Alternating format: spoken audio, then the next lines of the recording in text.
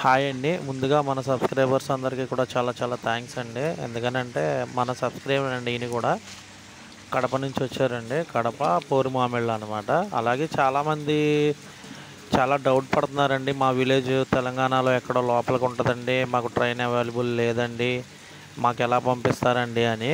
ఎక్కడికైనా సరే మనం ట్రైన్లోనే పంపిస్తామండి. అది కూడా ఏంటంటే మీరు వన్ టైం కాబట్టి ఒకసారి వెళ్ళి ట్రైన్ దగ్గర మీరు తీసుకుని తర్వాత మీరు అనేది ఏదైనా ఫీడ్బ్యాక్స్ కావాలన్నా, మెడిసిన్ కావాలన్నా ఏదైనా మీకు దగ్గరలో ఉన్న బస్ స్టాండ్కి అయితే పంపించడం జరుగుతుందండి. ఎందుకనంటే వీటినైతే మనము బస్సుల్లో అయితే పంపించలేమండి. ఎందుకనంటే బస్సుల్లో పాసిబుల్ కాదనమాట.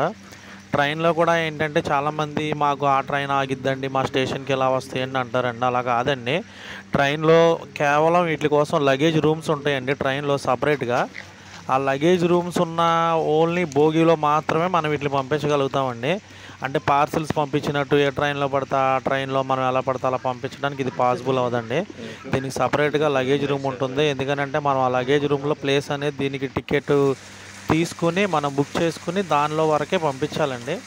అలా పంపించడం వల్ల ఏమవుతుందంటే మీకు మంచిగా అనేది అంటే మనం పంపించే ప్రొడక్షన్ అనేది సేఫ్‌గా మీ దగ్గరికి వస్తుందండి. అంటే ఎక్కడ పడితే అక్కడ పడేసినట్టు, ఎక్కడ పడితే అక్కడ ఇసిరేసి బాక్సుల్లో కాదు కాబట్టి ఇది ఎందుకంటే వాటర్ ఉంటాయి కాబట్టి ఇది.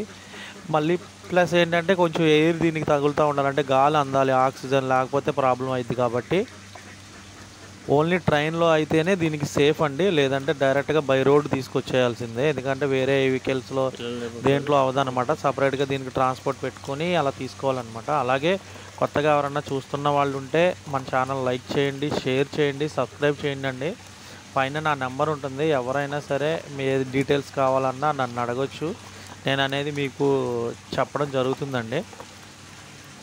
చూస్తున్నారు కదండీ! మంచిగా గ్రేడింగ్ చేసి అయితే ఇవ్వడం జరుగుతుందండి. అందరికీ కూడా చాలా థ్యాంక్స్ అండి.